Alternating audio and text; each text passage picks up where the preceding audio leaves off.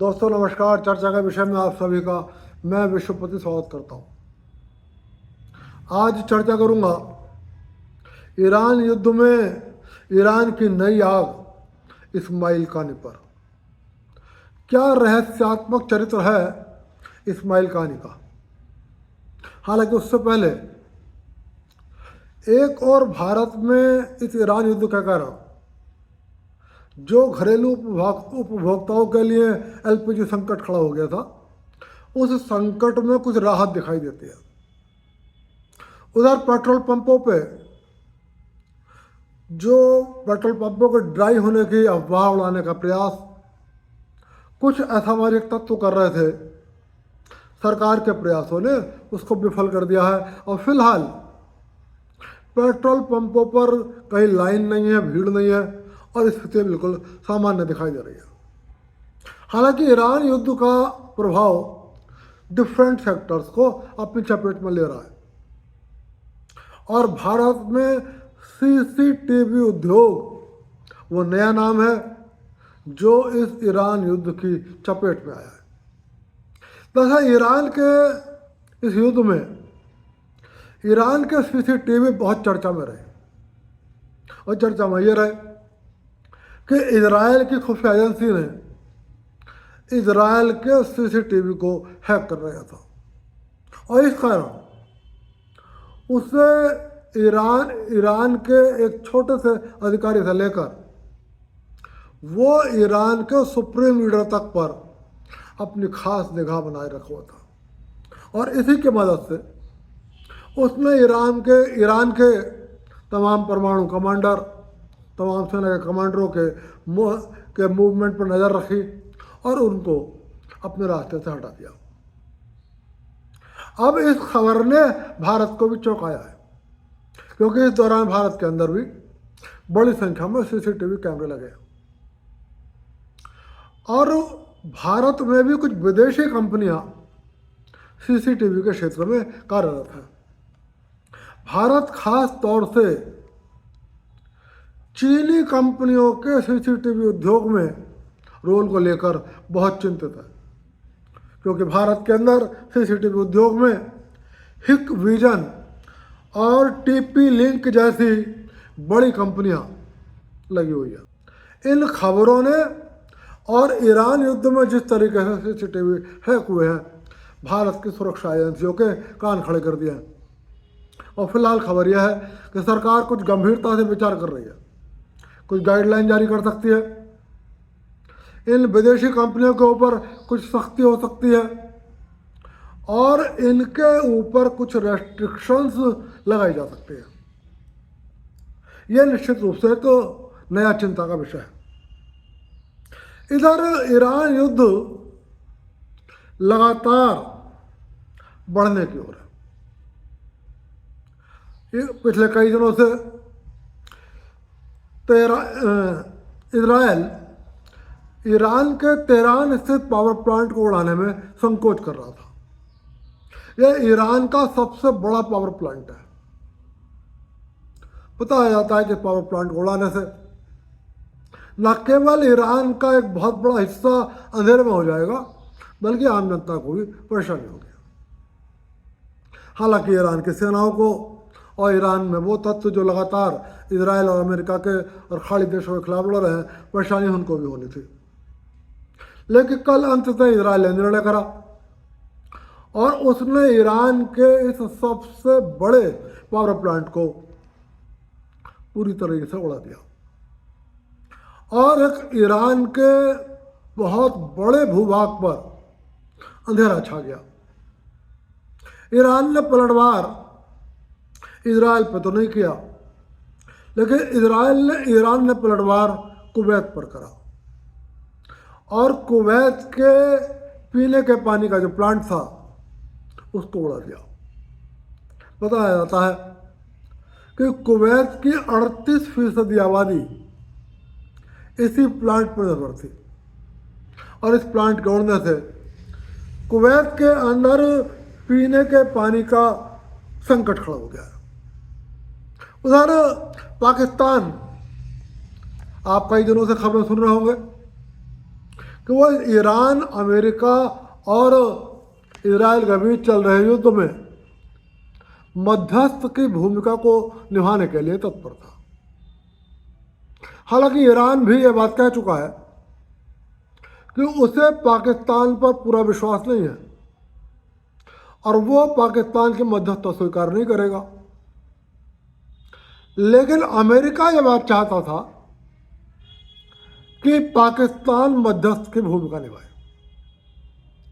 आपने Donald Trump का वो बयान सुन लिया होगा जब पत्रकारों ने राष्ट्रपति डोनाल्ड ट्रंप से पूछा कि आपने अपना 15 सूत्री मांग पत्र ईरान को पाकिस्तान की मार्फत क्यों भेजा, तो उन्होंने कहा मुझे हारे हुए लोगों से और पराजित लोगों से बात करना अच्छा लगता है, क्योंकि वो अपनी कुछ नहीं कहते, जो मैं कहता हूं उसको सुनते हैं।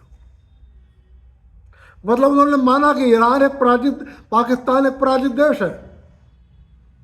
आप याद करिए ऑपरेशन सिंदूर, उसे पाकिस्तान को अमेरिका ही नहीं, आखिर में अमेरिका का दावा है कि वही पाकिस्तान को बचाने के लिए सामने आया, अन्यथा भारत पाकिस्तान को पूरी तरीके से खंडहर में बदल देता। तो पाकिस्तान के जो सैन्य अधिकारी हैं, चाहे वो फील्ड मार्शल आसिम मुनीर हो, चाहे पाकिस्तान के प्रधानमंत्री शहबाज शरीफ हो, वो अमेरिका के सामने बहुत ज़्यादा बोलने की स्थिति में नहीं है। तो इसलिए डोनाल्ड ट्रंप ने कहा कि मैंने इसलिए, क्योंकि वह पराजित देश है, वो अपनी कम सुनाएगा, मेरी ज़्यादा सुनेगा, इसलिए मैंने अपना जो 15 सूत्री मेरे मांग पत्र थे वो मैंने पाकिस्तान की मार्फत भेजा। उधर मिस्र और तुर्की के विदेश मंत्री भी इस्लामाबाद पहुंचे। तुर्की का रुझान पाकिस्तान की ओर है, मिस्र का भी रुझान पाकिस्तान की ओर है।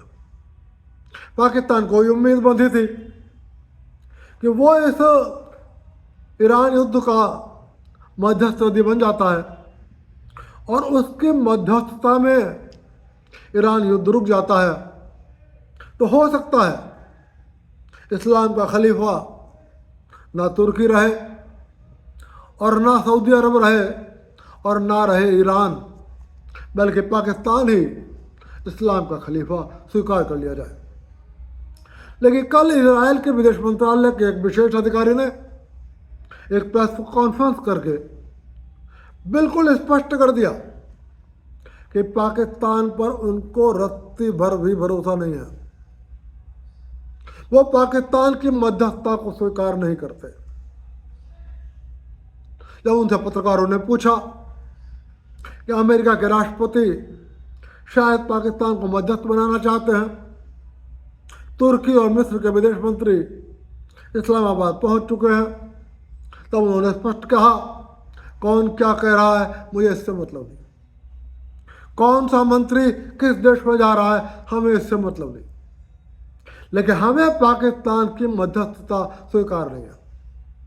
तो इस युद्ध में दो विपरीत पावर, ईरान और दूसरी तरफ इजराइल, इन दोनों ने पाकिस्तान की मध्यस्थता के प्रस्ताव को अस्वीकार कर दिया।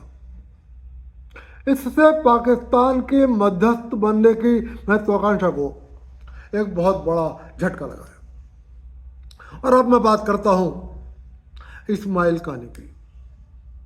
आप सोच रहे होंगे कि मैं आखिर इस्माइल कानी की बात क्यों कर रहा हूं, क्योंकि इस्माइल कानी का चरित्र बहुत रहस्यात्मक है। और अब एक बड़ा प्रश्न आज से उठना शुरू हुआ है कि क्या अब ईरान के कुछ फोर्सेस के कमांडर इस्माइल कानी को अमेरिका और इजराइल एलिमिनेट भी कर सकते हैं।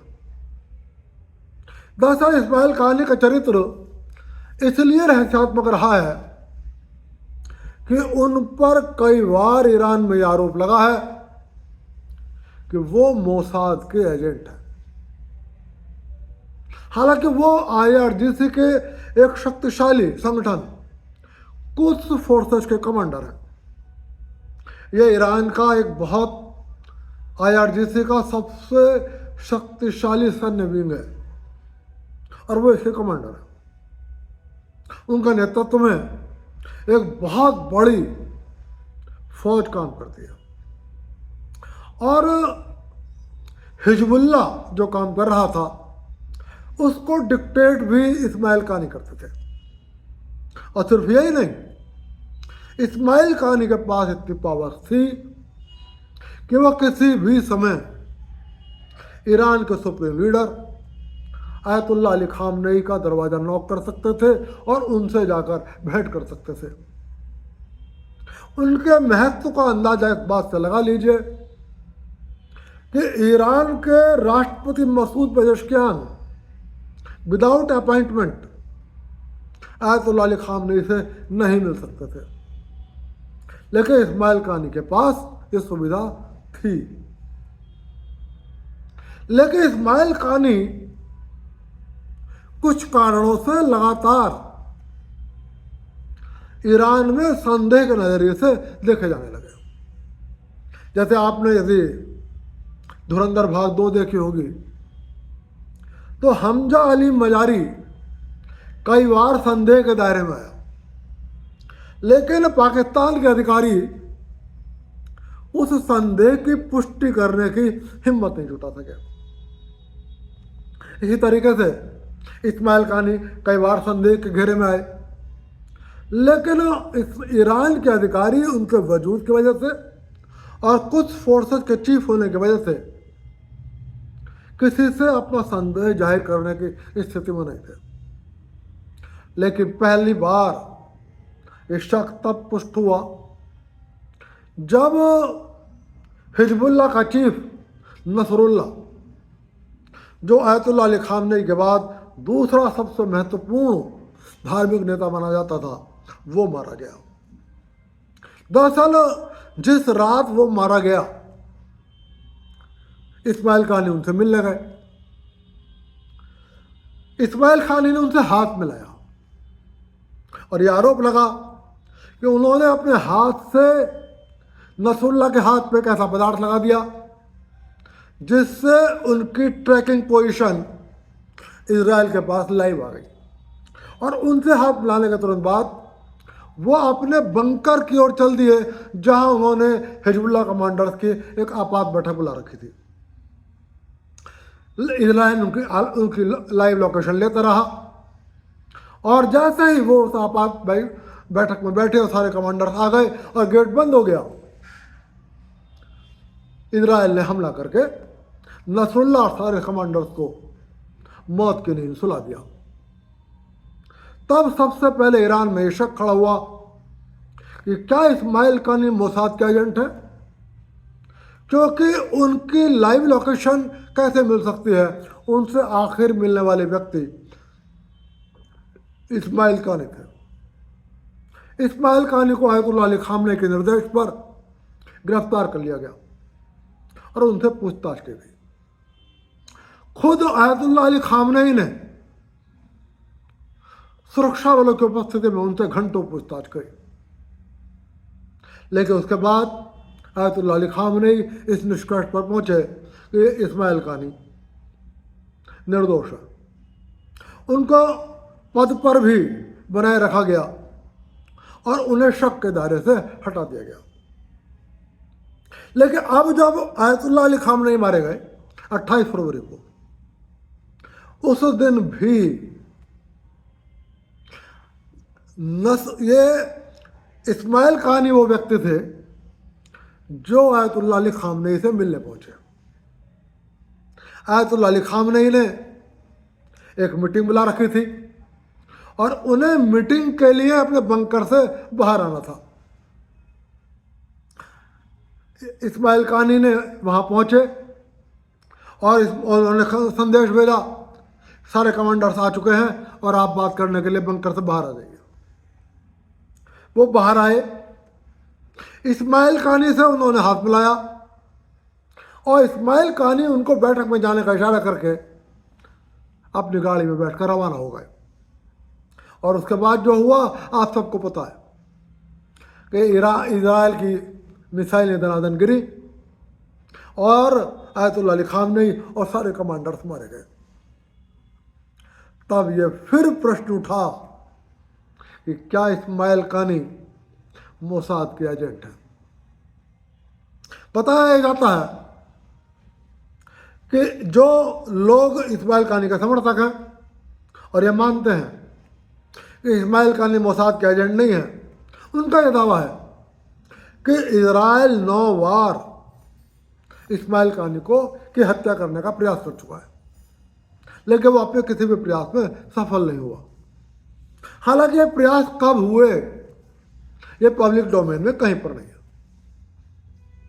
फिलहाल अब जब आयतुल्लाह अली खामनेई मारे गए तब ये फिर प्रश्न उठा कि इस्माइल कानी क्या मोसाद के एजेंट है।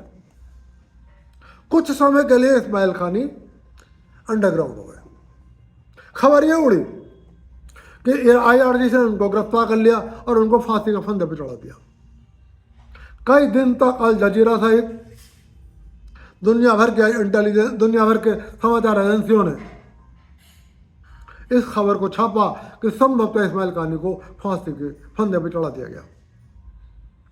वहीं दूसरी ओर इसके विपरीत कुछ न्यूज एजेंसियों ने खबर छापी कि इस्माइल कानी इजराइल भाग गए और वो इजराइल में पूरी तरीके से सुरक्षित रहे। इजराइल के कुछ सोशल मीडिया प्लेटफॉर्म चैनल्स ने एक फर्जी न्यूज़ ब्रेकआउट करी। उन्होंने कहा कि इस्माइल कानी हमारे एजेंट थे, वो हमारी एसेट थे। उन्होंने 2 बड़े कामों को अंजाम दिया। हिजबुल्लाह के चीफ नसरुल्लाह को मरवा दिया और ईरान के supreme leader Ayatollah Ali Khamenei को मरवा दिया।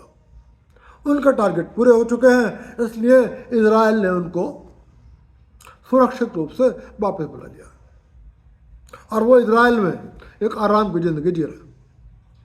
लेकिन ये खबरें भी गलत थी। फिलहाल सबसे बड़ी बात यह है कि इजराइल सबको निशाने पर ले रहा है। जो भी जिसका कमांडर बनना है उसको उड़ा रहा है। पूरी एक लिस्ट बन गई है कि ईरान ने किस किस को उड़ा दिया और कहा यह जा रहा है कि ईरान के अनेक सैन्य पद ऐसे हैं जिस पर अब कोई व्यक्ति आसीन नहीं होना चाहता, क्योंकि उसको आशंका है कि जिस क्षण वो आसीन हो जाएगा शायद वो उसी क्षण इजराइल के हिट लिस्ट में आ जाएगा और इजराइल उसको एलिमिनेट कर सकता है। इसलिए ईरान के सैन्य फोर्सेज में बहुत सारे पद खाली बताए जा रहे हैं। फिलहाल इजराइल 2-3 लोगों को टारगेट नहीं कर रहा, जिसमें एक ईरान के राष्ट्रपति मसूद पेजेश्कियान है, एक इस्माइल कानी है, एक विदेश मंत्री अरागची है। खबर यह भी है, एक पाकिस्तान की मीडिया ने यह बात कही कि आसिम मुनीर ने डोनाल्ड ट्रंप से यह अनुरोध किया था कि मसूद पेजेश्कियान और अब्बास अरागची को हिट लिस्ट से बाहर कर दिया जाए। लेकिन दूसरी ओर कल अमेरिका के राष्ट्रपति डोनाल्ड ट्रंप ने खुद इस बात को कंफर्म किया कि उन्होंने IRGC के वर्तमान कमांडर अब्दुल वाहिदी और पेजेश्कियान के बीच में एक तीखी नोकझोंक हुई है। पेजेश्कियान ने IRGC के चीफ से बहुत नाराज होते हुए कहा है कि मुझे ऐसा लग रहा है कि आपने मुझे बंधक बना रखा है। मसूद पेजेश्कियान ने अपने इस्तीफे की पेशकश करी थी, लेकिन उनका इस्तीफा स्वीकार नहीं करा गया। उन्होंने कहा कि ना तो आप मेरा इस्तीफा स्वीकार कर रहे हैं और ना आप मुझे कुछ काम करने दे रहे हैं। मसूद पेजेश्कियान ने यह कहा कि आप मुझे बस अपने गैर जिम्मेदाराना लिखित बयानों को पढ़ने के लिए मजबूर कर रहे हैं। और इसी बातचीत में मसूद पेजेश्कियान ने IRGC के चीफ से ये कहा बताया जाता है कि अब ईरान के अस्तित्व को बचाने का सवाल है। आर्थिक रूप से ईरान तबाह हो चुका है, सैन्य रूप से ईरान तबाह हो चुका है और ईरान के अस्तित्व पर संकट मंडरा रहा है। इसलिए अब जितनी जल्दी हो सके हमें बिना किसी शर्त के अमेरिका के साथ बातचीत के टेबल पर आ जाना चाहिए और किसी सम्मानजनक समझौते पर पहुंचने का प्रयास करना चाहिए।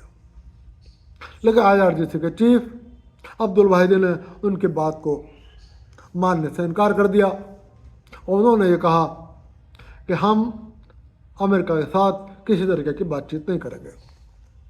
तो फिलहाल जब अब मसूद पेशकियान और IRGC के बीच में जो तकरार है उसको अमेरिका के राष्ट्रपति ने भी कंफर्म कर दिया है कि हाँ ऐसा हो रहा है। अब आज एक नया नाम है इस्माइल कानी का, जो पिछले 1 महीने से भूमिगत थे, वो उभर के आया। इस्माइल कानी ने एक बयान जारी करा है और उन्होंने कहा है, चेतावनी दी है इजराइल को और अमेरिका को कि वो अब एक आदत डाल लें। नया वर्ल्ड ऑर्डर कैसा होगा? उन्होंने कहा नया वर्ल्ड ऑर्डर ऐसा होगा कि हम दुनिया भर के अंदर इजराइल और अमेरिका के अधिकारियों को अपना निशाना बनाएंगे और वो जहां भी मिल जाएंगे वहां पर उनको मारेंगे। इस्माइल कानी ने कहा है कि हम ईरान और इजराइल के दुनिया भर के दफ्तरों में हमला करेंगे, उन्हें डिस्ट्रॉय करेंगे और वहाँ पर जो भी लोग होंगे जो इजराइल और अमेरिका के लिए काम करते होंगे उनको मार गिराएंगे। उन्होंने कहा कि अब तक आपने ईरान के और सैन्य फोर्सेज का मुकाबला करा, अब ईरान की कुछ फोर्स मैदान में आ गई है और वो अमेरिका और इजराइल को ऐसी टक्कर देगी जिसकी कल्पना भी ना इजराइल कर सकता है और ना अमेरिका कर सकता है। तो क्या इस्माइल कानी अब इजराइल की नई आग है जो इस युद्ध को अगले चरण में पहुंचा देंगे? दूसरी ओर यह भी दावा किया जा रहा है कि क्या इस्माइल कानी उस मौके की तलाश में थे जब ईरान की पूरी सत्ता कमांडर विहीन हो जाए और तब वो अमेरिका और इजराइल के खिलाफ आग बरसाकर ईरान के मुख्य वक्ता बन जाए और ईरान के सबसे बड़े पद पर काबिज हो जाए और उसके बाद ईरान, इजराइल और अमेरिका एक बातचीत के टेबल पर आ जाए? दोनों ही बातें हैं, दोनों ही संभावना है। यदि वो मोसाद के एजेंट हैं तो ऐसा हो सकता है कि ये उनकी रणनीति हो, क्योंकि अब ईरान के अंदर फोर्सेज को कमांड करने वाला, फोर्सेज को लीड करने वाला, डायरेक्शन देने वाला कोई नहीं बचा। बहुत विश्वस्त अंतर्राष्ट्रीय मीडिया ये कह रही है कि युद्ध का संचालन तेहरान से नहीं हो रहा, युद्ध का संचालन मॉस्को से हो रहा है, युद्ध का संचालन बीजिंग से हो रहा है। और इस बात में मुझे बहुत सच्चाई भी लगती है। और यदि इस्माइल कानी ने अब तक अपने आप को बचा के रखा हुआ था, क्योंकि वो अपने आप में एक शक्तिशाली व्यक्ति हैं, इस बात से इनकार नहीं। पूछताछ उनसे नसरुल्लाह के मारे जाने के बाद भी हुई और पूछताछ उनसे आयतुल्लाह अली खामनी के मारे जाने के बाद भी हुई और उनको उसके बाद भी निर्दोष मान लिया गया। तो क्या ये सारे शक झूठे थे या इस्माइल कानी इतने स्मार्ट बंदे हैं कि वो ईरान में किसी को भी अपनी पहचान उजागर नहीं होने दे रहे? क्या उनको मोसाद ने ऐसा सुरक्षा कवच दे रखा है कि ईरान में कोई भी वास्तव में क्या है इस्माइल कानी उनको पहचान नहीं पा रहा, या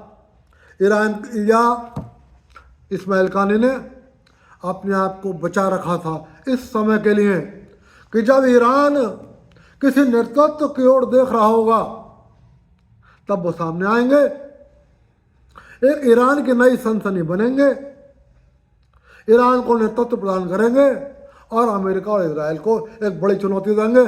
फिलहाल सब कुछ रहस्य के पर्दे में है, अभी कुछ नहीं पता। इस्माइल कानी ईरान के लिए लड़ेंगे या इस्माइल कानी मोसाद के उद्देश्य को पूरा करेंगे। फिलहाल चर्चा के विषय में आज की चर्चा यहीं तक, फिर मिलूंगा और फिर किसी विषय पर चर्चा करूंगा। और चलते चलते आपसे फिर कह रहा हूं, किसी और विषय पर चर्चा करनी हो तो आप कमेंट बॉक्स में लिख सकते हैं।